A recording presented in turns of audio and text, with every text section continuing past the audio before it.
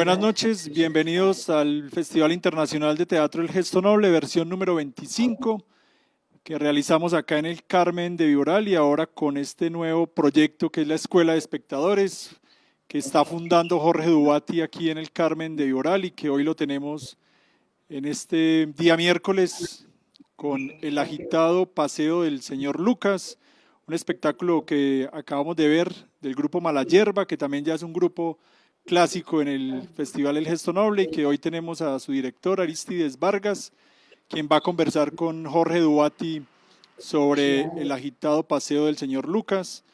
Mañana tendremos al Teatro Matacandelas de la ciudad de Medellín con Antinó, para que no se lo pierdan. Desde las 6 de la tarde estaremos viendo el espectáculo y luego haciendo escuela de espectadores con Cristóbal Peláez, director del Teatro Matacandelas.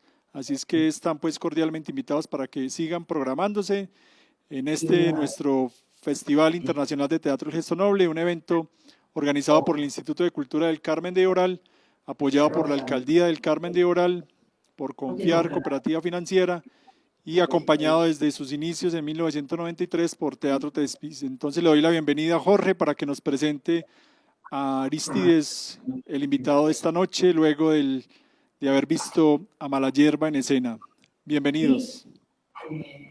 Gracias, Camber, muchísimas gracias. Y yo le quiero dar ya la palabra a Aristides Vargas. Aristides, ¿cómo estás? Bien, qué alegría. Gracias por esta comunicación con la Escuela de Espectadores del Gesto Noble. Hola, Jorge. Y buenas noches a todos y todas y todes.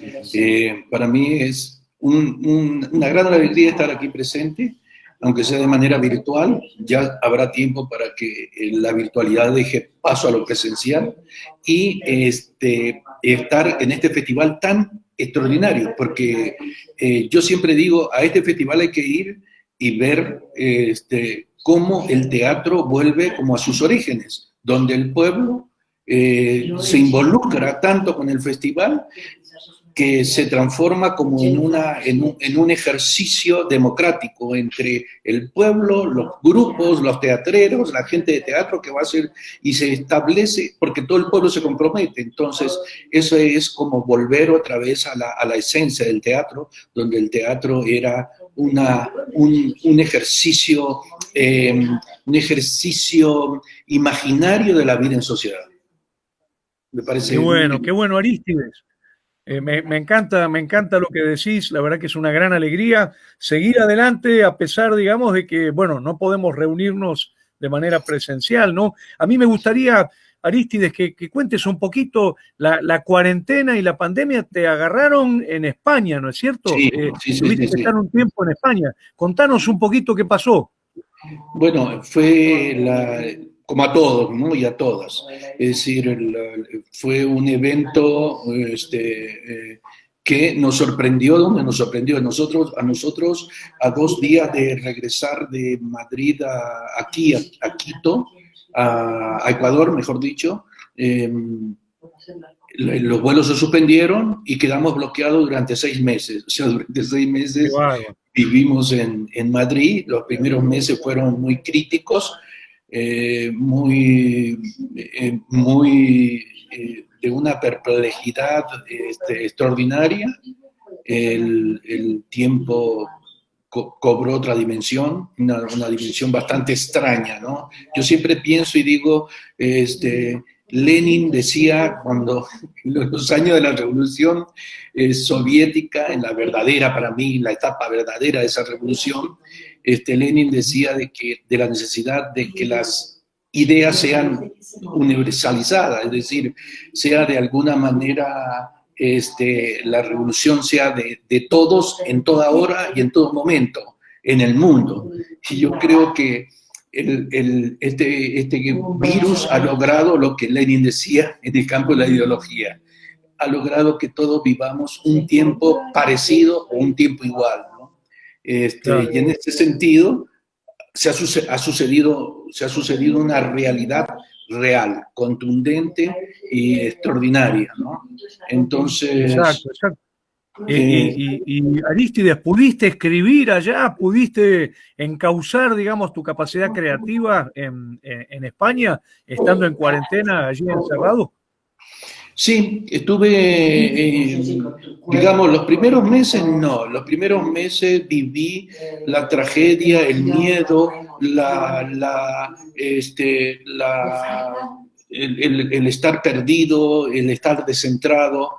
Yo siempre trato de explorar esos estados a fondo, es decir, si tengo miedo a fondo. Entonces, el miedo, el temor, todo eso lo experimenté con el mayor desparpajo, como quien dice, ¿no? Es decir, al desaparecer los discursos o los relatos a los cuales tú te podías agarrar, quedar en el aire como tantas veces anuncié en algunos de mis personajes, ¿no? Personajes que no se sostienen en nada. Bueno, eso que yo decía en algunas obras o que escribí en algunas obras se hizo realidad. Me sentí como mis personajes. Por primera vez me sentí como lo que había escrito. Y entonces experimenté eso y experimenté la posibilidad de armar algunos relatos que todavía están como madurando en alguna escritura, ¿no? Me llamó mucho la atención de este mundo detenido, donde la mirada cobra un valor fundamental, donde el silencio cobra un valor fundamental, donde el ensimismamiento cobra un valor fundamental, que son temas y temáticas que, por supuesto, que han sido tratadas en otras obras, pero que vivirlo así a partir de esta realidad ha sido muy desencadenante de escritura, ¿no? De una escritura muy particular. Claro. Yo te quería preguntar, Arístides, antes de meternos en el agitado paseo del señor Lucas, ¿no? El espectáculo que acabamos de ver, me gustaría que cuentes un poquitito cuántos años ya tiene el grupo Malayerba. ¿Cuántos años de historia? Malayerba en el 21 cumplirá 40 años. Mirá, qué bárbaro, qué bárbaro. El año que viene, 40 años de historia, qué impresionante, qué impresionante. Sí. ¿Y cómo está compuesto hoy el grupo? Digamos, en este momento, ¿cómo están trabajando, digamos, desde el centro de Malayerba? Porque además a vos te nombraron, digamos, al frente de la carrera de teatro, ¿no es cierto?, en la Universidad de las Artes, en Guayaquil, ¿no? ¿Cómo haces para estar, digamos, articulando el grupo y la tarea docente? Bueno, el Malayerba hay unos criterios que son unos criterios que conforman la identidad del grupo, ¿no? Estos criterios están desde un comienzo y van cobrando diferentes formas a medida que el grupo se va enfrentando a diferentes realidades, ¿no? El grupo Malayerba, no te olvides que se conforma a partir de un encuentro y un entretejido de gente de diferentes lugares, ¿no? Que se encuentra específicamente en un país, ¿no? En este caso Ecuador. Y a partir de esas diferencias y de ese entretejido básico se va creando una poética que es, desde mi punto de vista, lo que en algunos momentos he citado, que es la poética de las diferencias. Es decir, donde cada actriz, cada actor se encuentra y no pierde la esencia de la cultura teatral y de la cultura política y de la cultura artística, personal que lo conforma. Es decir, no es un grupo que trabaja una técnica específica a través de la cual tú puedes decir, pero de alguna forma esa exploración de la subjetividad, de los universos diferentes, esa exploración de las diferencias, da como resultado también una forma de teatro, ¿no? El grupo en la actualidad, está confrontándose con una situación terrible, como todos los grupos de teatro, creo, en todo el mundo, ¿no? Que es la imposibilidad de ensayar, de reunirse, y todo hacerlo por medio virtual con las limitaciones que eso conlleva. Y entonces, pero el grupo tiene esa facultad que nos remite a la esencia de la conformación del grupo. El grupo es grupo en la medida en que se junta, pero se puede juntar un año y no estar juntos durante 2 años. Cada vez que se junta, la experiencia lo conforma. Es decir, cada vez que decimos mala hierba se hace. Entonces, el grupo tiene como esa particularidad. Nos juntamos y provocamos una experiencia artística. Y creo que eso estuvo presente desde un comienzo. Es por esta si tú quieres, por esta cultura de la diferencia, ¿no? Es decir, no pierdas tu esencia y tu forma de trabajo mientras no estás con mala hierba. Sigues trabajando mientras no estás con mala hierba. Solo eres mala hierba cuando nos juntamos y producimos una experiencia en común, ¿no? Qué bueno, qué bueno. Y Arístides, ¿ese tal vez sea el secreto para perdurar a lo largo de tanto tiempo? Porque 4 décadas no es poco, ¿no? En los últimos años, esto lo hablábamos con Patricia Ariza, lo hemos hablado con Bartiz también, no, es muy difícil sostener un grupo a través de los años. Claro, porque en el caso de Mala Hierba, como te digo, al ser un grupo de una transhumancia estética y ética, si tú quieres, desde un comienzo se lo planteó de esa manera. Era el nombre Mala Hierba, que responde a un dicho que mala hierba nunca muere, de alguna manera se hizo realidad conteniendo el espíritu de el encuentro y la celebración artística y la experiencia, pero no siempre, no llegándose a edificar definitivamente. O sea, fuimos postmoderno a pesar nuestro. Un grupo que nunca te termina de hacer, un grupo que siempre está ensayando, como quien dice. Ese ha sido para mí el secreto de Mala Hierba, ¿sí? Qué bueno, Arístides, excelente.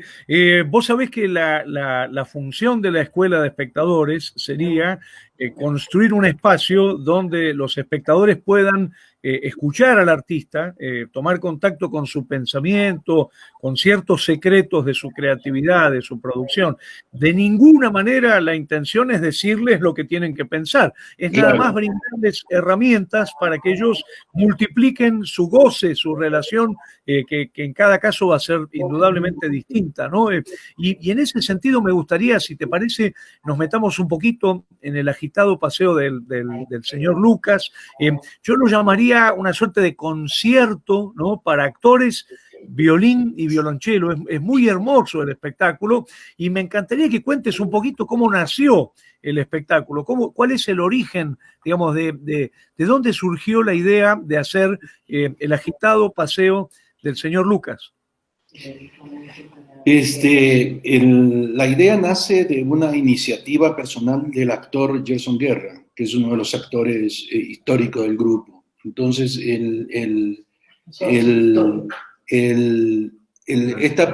este primer momento era la reunión de Gerson con un poeta que es Fabián Patiño, que aparte de que los unía una amistad, les unía un poco las ganas de realizar un proyecto de carácter artístico, pero Fabián no es específicamente un dramaturgo, o no lo era en ese momento en que escribió estos fragmentos textuales que podríamos decir que son poesías teatrales, ¿no? Entonces, a partir de eso, ellos me propusieron dirigir y a partir de esa relación yo fui creando ese discurso de imágenes donde aparecieron los músicos, apareció la música y apareció una narración que para mí conformaba conjuntamente con el texto y conjuntamente con las imágenes un trasfondo dramatúrgico, un entretejido dramatúrgico. No el texto como único y esencial precursor dramatúrgico, sino todos los elementos que constituyen la escena son para mí la dramaturgia. Es decir, las diferentes escrituras, por llamarlo de alguna manera, de la música, de la dirección, de los actores, del texto y de los espectadores, conforman la experiencia dramatúrgica en el fondo. Fue así como se inició, fue una propuesta de ellos y yo seguir el trabajo a partir de eso, a partir de lo que a mí me encantó el espectáculo, me encantó la idea, me sorprendió tremendamente el desdoblamiento de Gerson Guerra, porque me parece que hay un hermano de él, ¿no? En el espectáculo también. Sí. A mí me gustaría que digamos, ya vieron el espectáculo los espectadores, las espectadoras, le podemos contar, ¿no? Que el truco es que Gerson tiene un hermano gemelo, ¿no? Claro. Sí, es es un hermano tan gemelo que podríamos decir que es un clon.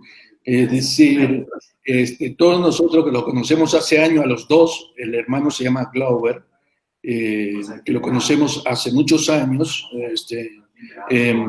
a los dos los seguimos confundiendo. Es decir, yo lo veo a Glover y me cuesta todavía no pensar en Gerson. Lo veo a Glover y muchas veces lo confundo, pero yo ya me acostumbré y Glover de forma muy comedida me sitúa en mi lugar y me dice, no soy Gerson, soy Glover. Entonces, es fabuloso.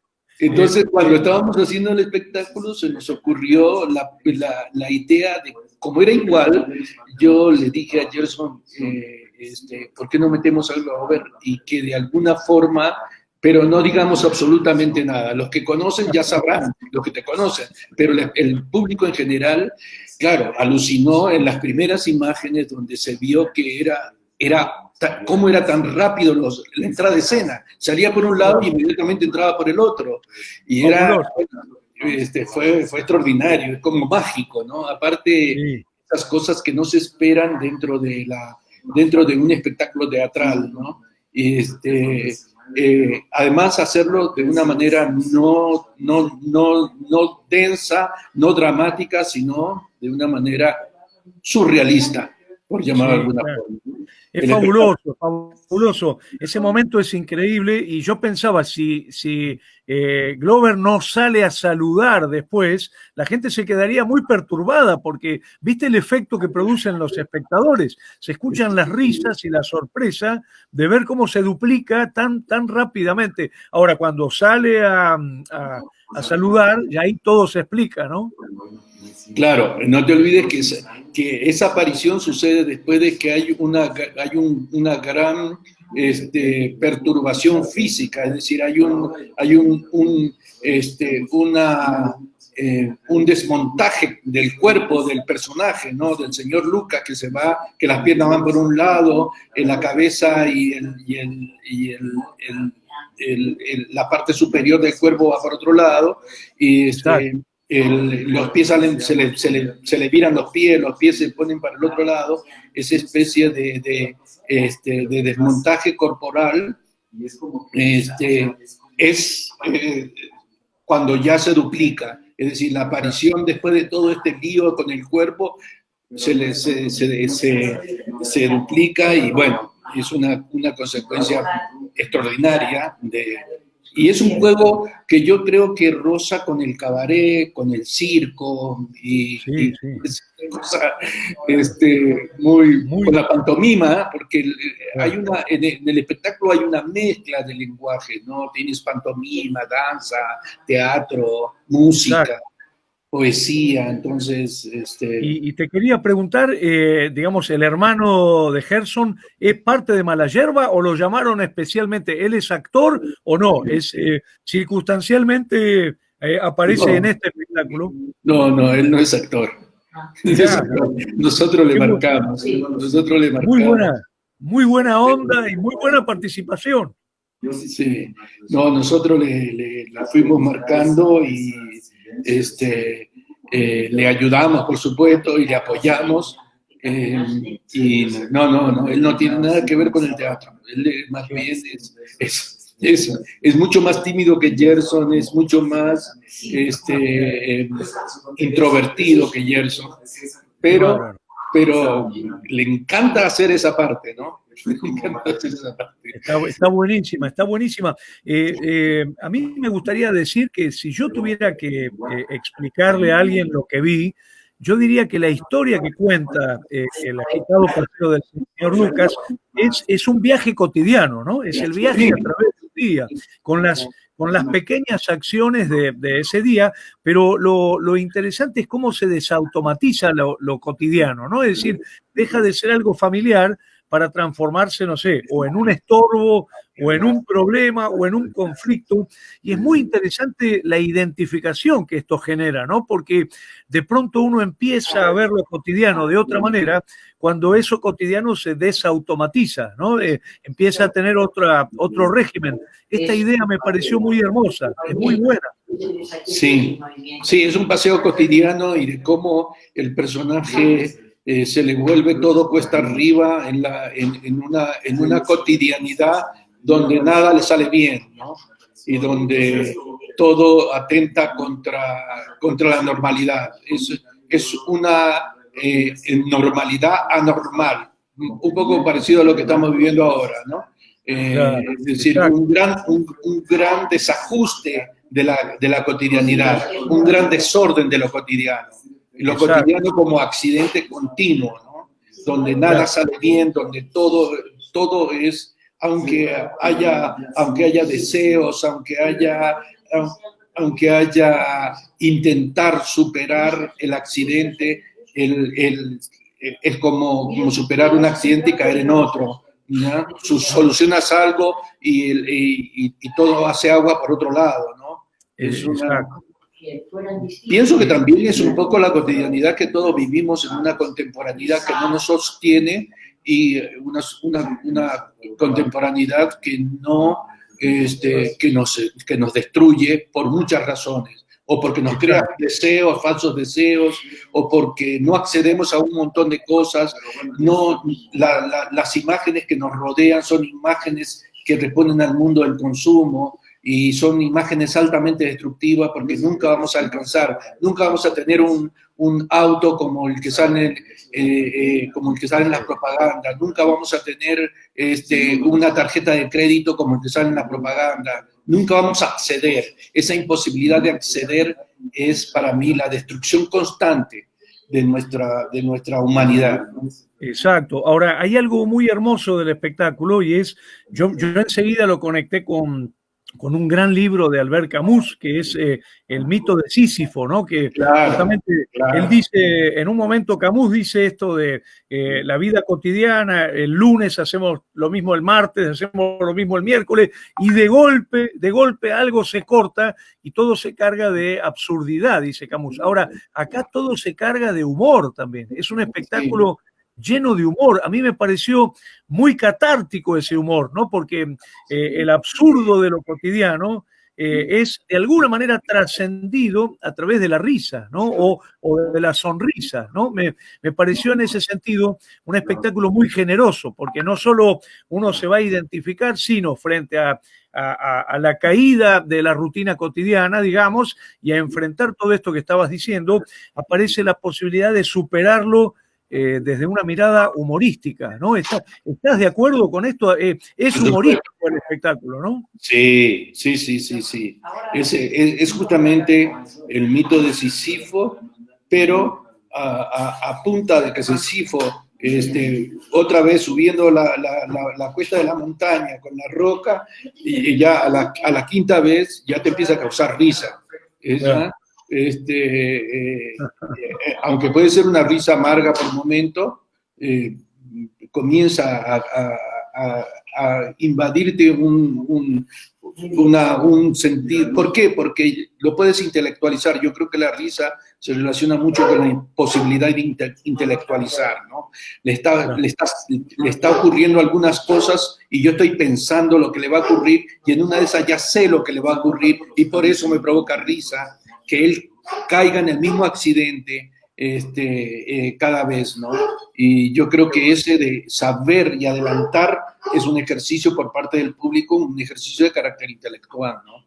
Que es lo bueno de las obras de Molière, que el humor de Molière también tiene algo de eso, ¿no? ya sabemos lo que va a pasar y sabemos que le está engañando, pero lo sabemos desde una perspectiva intelectual y entonces nos provoca risa justamente ese conocimiento de lo que nos provoca risa es ir un poquito más adelante de lo que realmente le va a pasar al personaje, ¿no?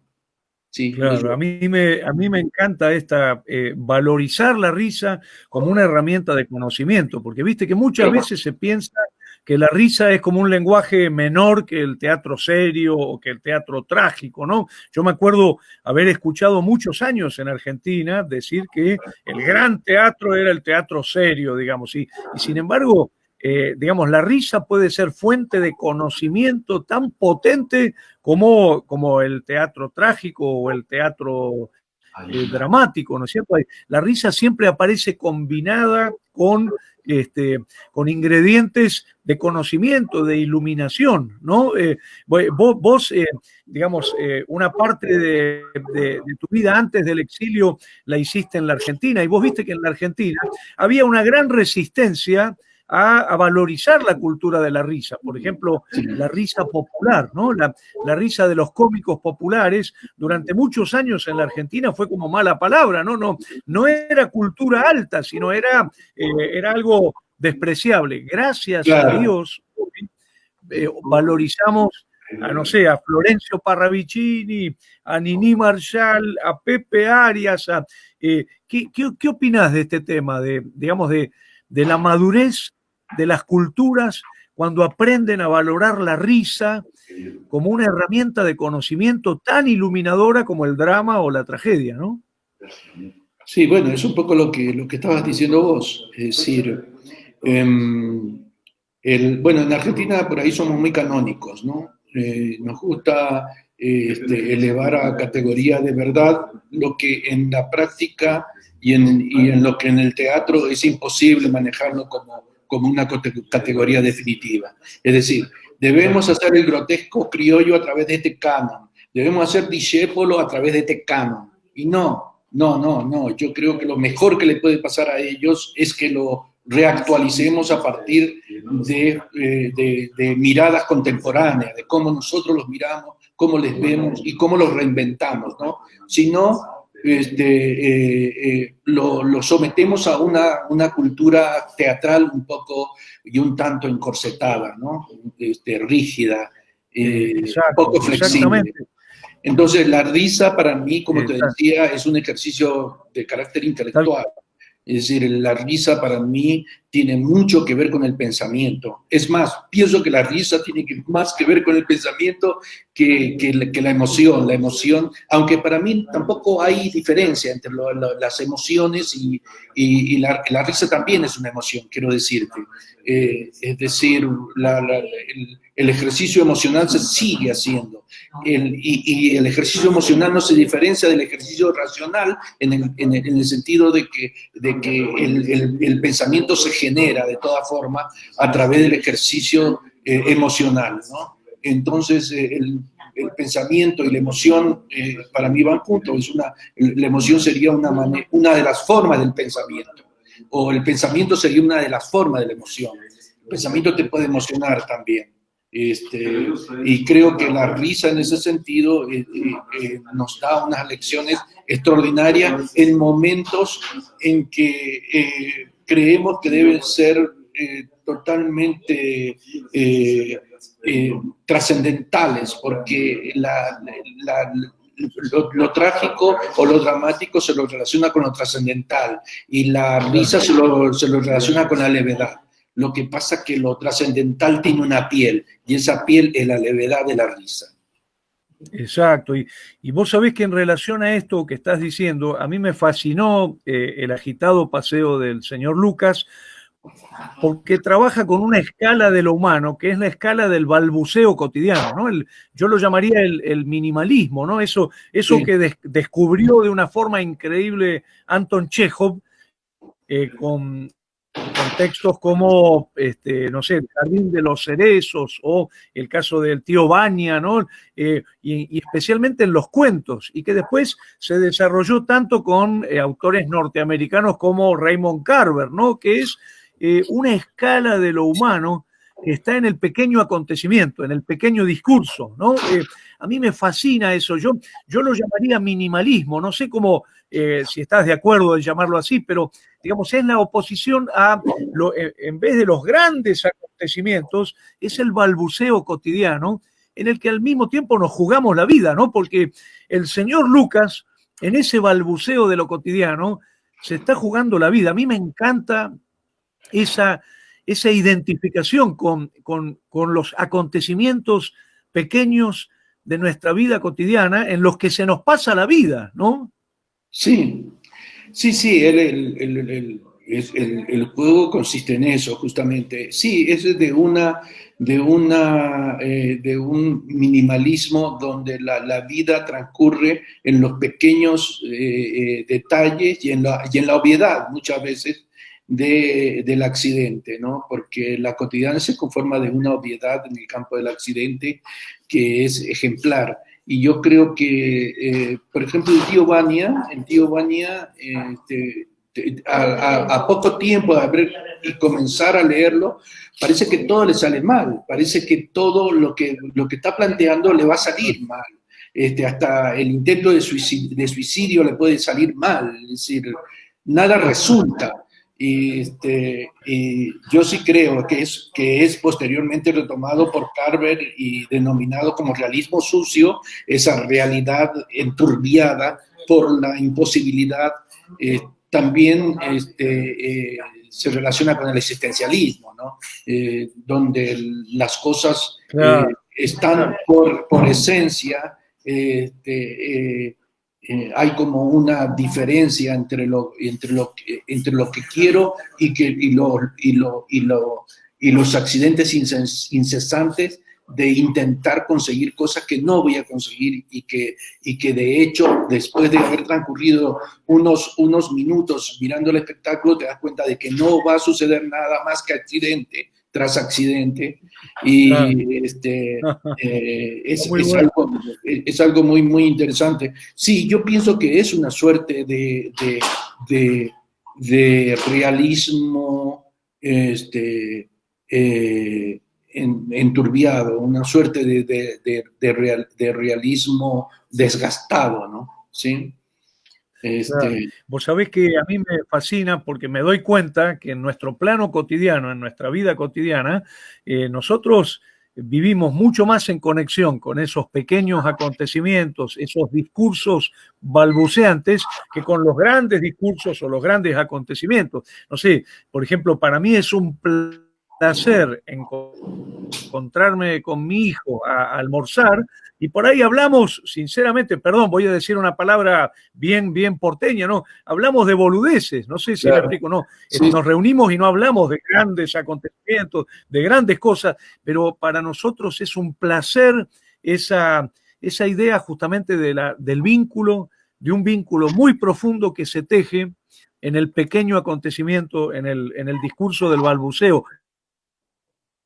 Yo agradezco mucho esa dimensión el agitado paseo del señor Lucas, porque de alguna manera nos reconcilia con nuestro minimalismo, ¿no? Con nuestros discursos balbuceantes. La verdad que me encantó eso, me encantó. Él balbucea incluso con las acciones, ¿no? No sabe si hacer esto o si hacer aquello. O sea, en determinado momento, por ejemplo, a mí en esta época de mi vida se me caen las cosas de las manos, es un accidente. Intento agarrar algo y se me cae. Yo digo, esto se aproxima a algo, es un mensaje de algo, pero cojo, como se dice acá, no en el sentido argentino, sino en el sentido ecuatoriano, cojo una maquinilla de afeitar y se me cae. Y entonces es como una duda, pero una duda que me crea pensamiento. Ahora, yo creo que sí, que ese pequeño universo se puede volver un infierno. Ese pequeño universo conformado de pequeñas cosas se puede volver un infierno, ¿no? Tal cual. Tal vez sí, dime. Disculpa, dale, termina que después te digo. No, lo que te iba a decir es que tal vez el señor Lucas no es tan agitado porque corre, sino por ese laberíntico, por esa laberíntica organización de la vida cotidiana, ¿no? Donde todo es cuesta arriba. Exacto, y al mismo tiempo aparece una dimensión muy interesante de frenar un poquito esa agitación, ¿no? Hay una zona crítica de esa locura, ¿no? De esa enajenación que aparece en el personaje del señor Lucas, cuando en un momento dice, no me acuerdo exactamente las palabras, pero dice algo así como, me voy a convertir en un imbécil insuperable, ¿no? Digamos, la sensación de que en todo eso también hay un peligro muy grande y uno tiene que frenar la máquina un poquito, detenerse, digamos, como dice Carl Honoré, ¿no? Un elogio de la lentitud, volver a pensar un poco las cosas y darse más tiempo, ¿no? para vivir. Sí, no sé si te has dado cuenta, pero en la cotidianidad, especialmente la cotidianidad del consumo, nos crea la sensación de que nos aliviana la vida, pero en realidad es una realidad saturada la que nos propone. Es decir, saturada por cosas pequeñas, pero muchas. ¿Sí? Tenemos muchas cosas, nuestras casas están atiborradas de cosas, ¿sí? Y muchas de ellas hacen ruiditos, que nos hemos acostumbrado al ruido, ¿no? Hace ruido el teléfono, hace ruido la computadora, estamos hablando aquí y se escuchan sonidos de llamadas que entran y de llamadas que salen, y son aisladas, son pequeñas cosas, pero en el conjunto es de un barroquismo horrendo, donde nosotros nos perdemos y nos perdemos haciendo una especie de trueque simbólico. Eso nos da seguridad, la posesión de muchas cosas y la necesidad de buscar muchas cosas nos da como un sentido de vida. Vivimos porque trocamos cosas, vivimos porque negociamos con todo ese universo de pequeños detalles, pequeñas cosas, y siento que eso es nocivo esa constitución de un minimalismo conformado por muchísimos y muchísimas cosas, ¿no? Es decir, es también la manifestación visible de la necesidad del consumo, ¿no? Tenemos el señor Lucas se trata mucho de eso, ¿no? Hay un momento, Arístides, muy fuerte de eso, que es el cartel con palabras en inglés, ¿no? El mundo en tus manos, ¿no? El mundo en tus manos, ¿no? The world in your hands, ¿no? Que el personaje tiene que traducir, y es muy inteligente algo que pasa en ese momento, y es que uno de los músicos, digamos, el que toca el violín, empieza a tirar burbujitas.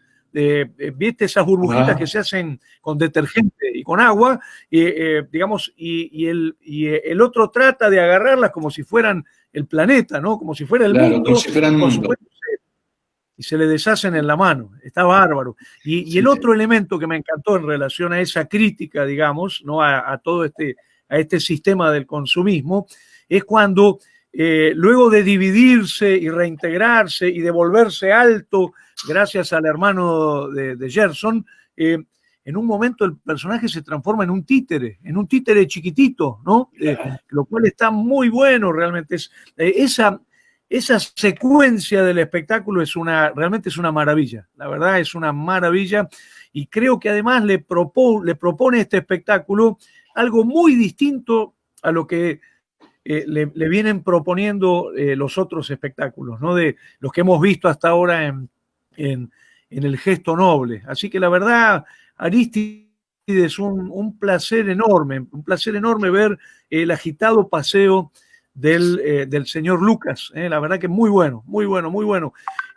A mí me gustaría salir un poquito del espectáculo, si te parece, después volver. Yo te quiero hacer por lo menos una pregunta más, pero me gustaría preguntarte por algo que no puedo dejar de preguntarte en esta situación. Nos estamos relacionando a través de las máquinas, no nos podemos reunir de cuerpo presente, digamos. Yo te quería preguntar ¿cómo te llevaste con este momento? ¿Empezaste a pensar en transmitir teatro por internet, hacer streaming, o decidiste esperar a que venga la vacuna y podamos volver a dar clases y a hacer funciones de teatro en convivio?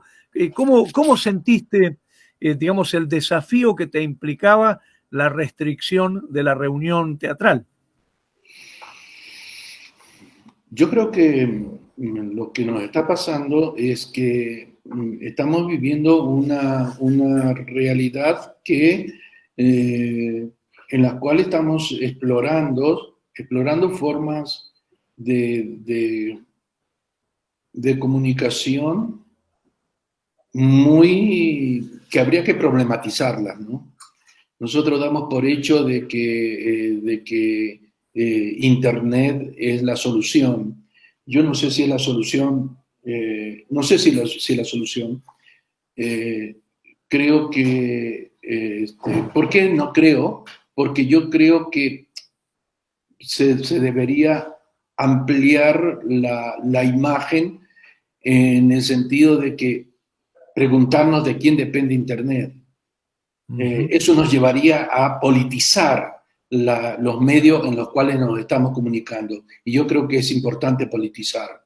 Es decir, claro, no es que estamos creando una nueva manera, estamos comunicándonos de la forma que nos están proponiendo o nos están imponiendo una forma de comunicación.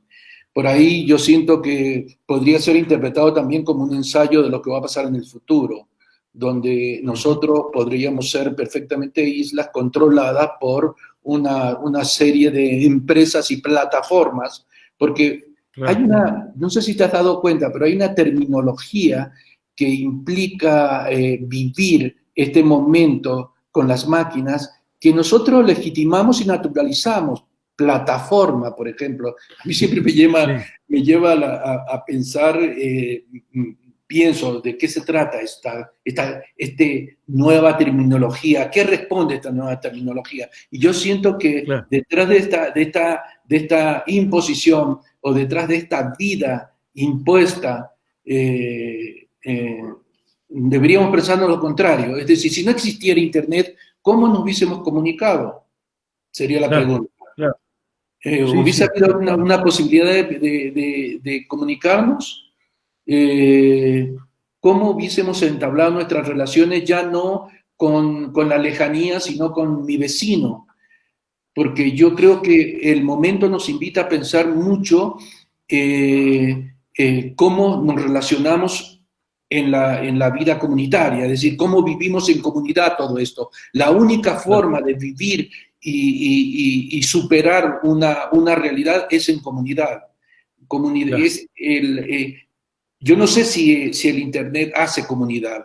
Yo sí creo que lo que nos invita esta realidad que estamos viviendo es sacar lo más extraordinario de nosotros, aunque también puede ser que saque en realidad lo peor de nosotros. Lo peor, claro, sí. claro. Incluso, Arístides, una cosa que a mí me llama la atención, por ejemplo, hemos invadido con videos de teatro YouTube, ¿no?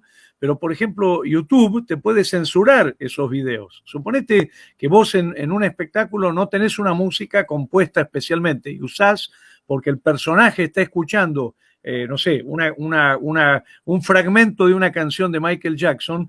YouTube automáticamente clausura la posibilidad de que se suba ese video porque hay una máquina que reconoce esa música, ¿no? Es decir, hay muchas cuestiones teatrales que no se llevan bien con lo que serían los soportes o o las plataformas, ¿no? A ver, otro caso que me parece muy importante. Nosotros laburamos para YouTube, digamos, gratis. Somos como una especie de freelance que le estamos todo el tiempo trabajando ¿y quién cobra todo el dinero que cobra YouTube por la publicidad, por el acceso a los... Es decir, hay algo que me encanta. El teatro, las relaciones conviviales, las relaciones tecnoviviales, ¿no? La relación con las máquinas. Creo que es muy importante lo que estás diciendo. Y además hay otra cosa, ¿no? Y es el tema de la exclusión, ¿no? Digo, si de pronto no tenés conexión, ¿cómo te relacionas con todo esto, ¿no? Sí, eso es lo que te decía, es decir, nosotros damos por hecho y lo que más me enoja, hablando frontalmente, lo que más me cabrea es que naturalicemos todo esto. Claro. Es decir, no, ¿por qué vamos a naturalizar que YouTube haga negocio con nosotros y nos cree la sensación de que no está haciendo un negocio con nosotros, sino que es un ejercicio de libertad? No, no, alguien pone estas cosas, alguien pone las plataformas, Zoom, Google Meet, y todas las otras plataformas a las cuales nosotros nos estamos, WhatsApp, todo lo que nos estamos comunicando, nos indica, quiere decir que estás sacando un montón de gente que no tiene ni internet, ni WhatsApp, ni teléfono celular, y entonces, ¿cómo vive esa gente? Quiere decir que hay otro mundo que nosotros no reconocemos como parte de este mundo nuestro. Entonces, yo creo que hay que ser altamente... Como decía Brecht, ¿no? En estos momentos sombríos hay que tener mucha claridad para estar y vivir en la contemporaneidad. Creo que sí, yo pienso de que sí, lo virtual también es una realidad. Es una realidad virtual, pero es una realidad. Entonces, pero claro, nosotros hemos dejado, creo que los que más han enriquecido en esta época pandémica son las plataformas. Y las plataformas son grandes corporaciones transnacionales. ¿Sí? Exacto. Entonces, sí debemos empujar en nuestros gobiernos, en nuestros estados, en cada uno de los países, por lo menos de América Latina, de que esto se abra, de que se liberalice realmente, de que haya un ejercicio de libertad absoluta, de que no se controle, que no sea un instrumento de control, ¿sí? Que sea un instrumento democrático, realmente, un Internet democratizado. ¿Sí? Tal cual. Buenísimo, Arístides, genial. Nos queda muy poquito tiempo. A mí me gustaría preguntarte un par de cositas más.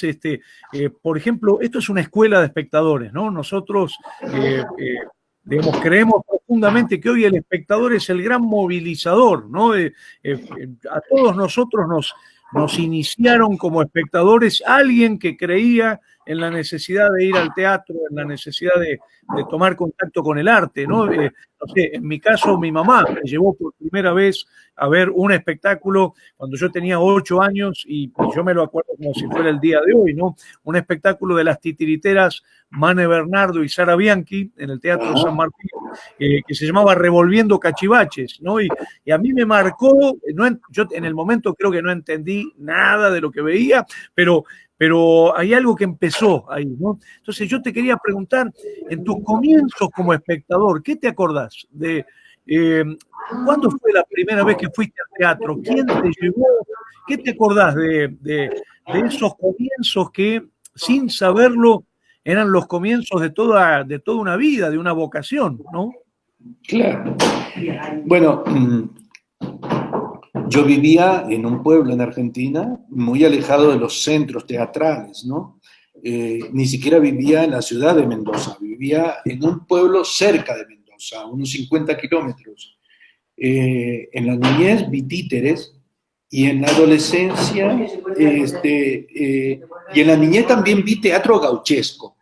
Es decir, para el Día de la Tradición se presentaba obras escritas de ese gran repertorio argentino, de obras populares, de donde aparecían los típicos gauchos y los problemas de gauchos y amores de gauchos, y me acuerdo con claridad, porque era importante para mi barrio ver las representaciones, esas representaciones, ¿no?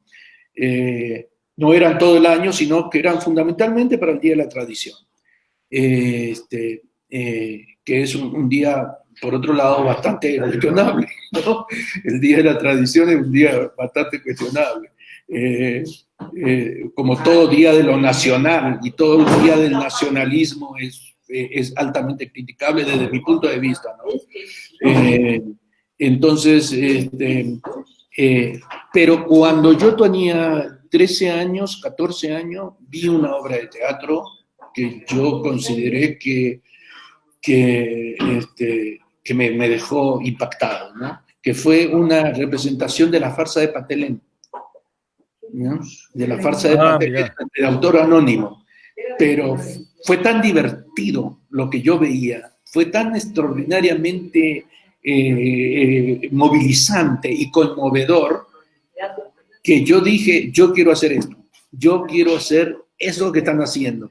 Yo ni sabía exactamente la constitución y la profundidad en la que me estaba metiendo, pero yo dije, yo quiero hacer esto. Y desde entonces, yo siempre digo, desde entonces, desde los 14, 15 o 16 años, tal vez 16 años, me metí al ensayo y nunca salí de ahí. Arístides, ¿y quién te llevó a ver la farsa de Maître Patelén? ¿Fuiste solito? ¿Fuiste con amigos? ¿Te llevó algún familiar?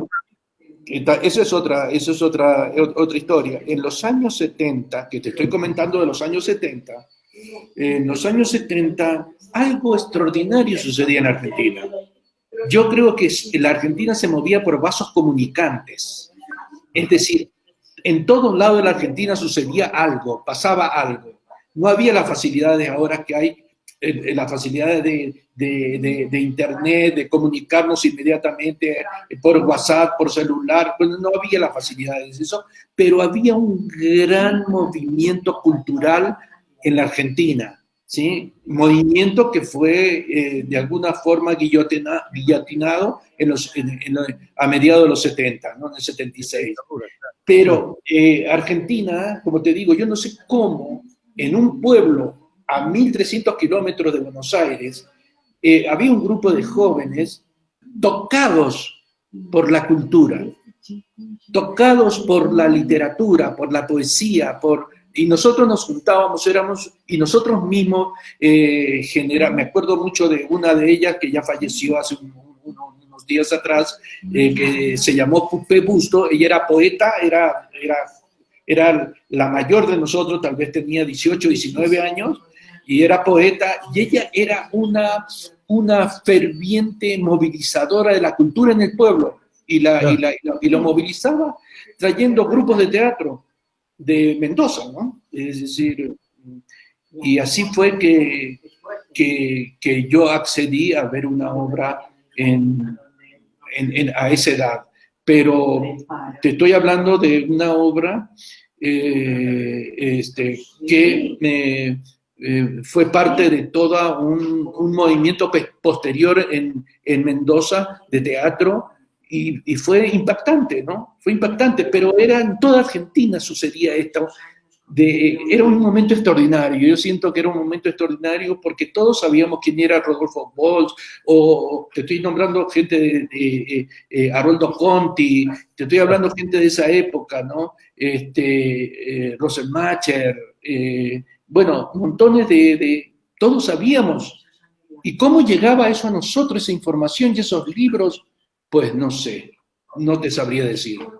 ¿Sí? Qué bueno, Arístides. Mirá, que ya estamos cerrando la hora de diálogo, yo te haría una última pregunta, si te parece, para que después nos despidamos, que tiene que ver con un componente que me fascinó de esto que yo llamaría un concierto para actores, violín y violonchelo, ¿no? Me refiero a El agitado paseo del señor Lucas, del grupo Mala Yerba, que es la música, el componente musical que tiene, que vos comentabas, digamos, sumaste desde el concepto de dirección a los textos, digamos, propuestos inicialmente, ¿no? Entonces, me gustaría que cuentes un poquito por qué eligieron un violín y un violonchelo, cuál es la música y qué destrezas actorales también desarrollan los músicos que por momentos son actores más. Claro. Al comienzo estaba, en un comienzo no era tan fácil, porque ellos eran músicos y músicos, nada más, es decir, no eran actores, pero poco a poco se fueron animando. Hay algo que sucede mucho en las obras de Mala Yerba, que es que la obra va cambiando a medida en que se va conformando con funciones, con presentaciones, con giras. Entonces la obra se va transformando y estos músicos fueron integrándose y haciendo pequeñas acciones. Después se volvieron más histriónicos, ¿no? Y eso era interesante. Es como que, viste, uno les dice, bueno, tienen que actuar un poco, y después, al cabo del tiempo, uno tiene que decirle, che, no actúen tanto. Para un poquito, para un poquito. Entonces, ellos, lo bueno es que son músicos de la orquesta sinfónica. Entonces, son músicos que pueden acceder a cualquier música, ¿no? Desde música, de música popular a música más compleja, a música clásica o a minimalismo, es decir, al sonido directamente como paisaje sonoro, ¿no? Son músicos muy versátiles en ese sentido, que aportaron mucho al espectáculo, porque el espectáculo, si tú lo ves, como te decía al comienzo, tiene partes que son musicales, partes poéticas, partes danzadas, pantomima, títeres. Tiene como un entretejido donde los lenguajes teatrales van de manera casi natural, van apareciendo. No se fuerza la aparición de nada, ¿no? Sino que van deviniendo y se va. Yo siento el paseo del señor Luca como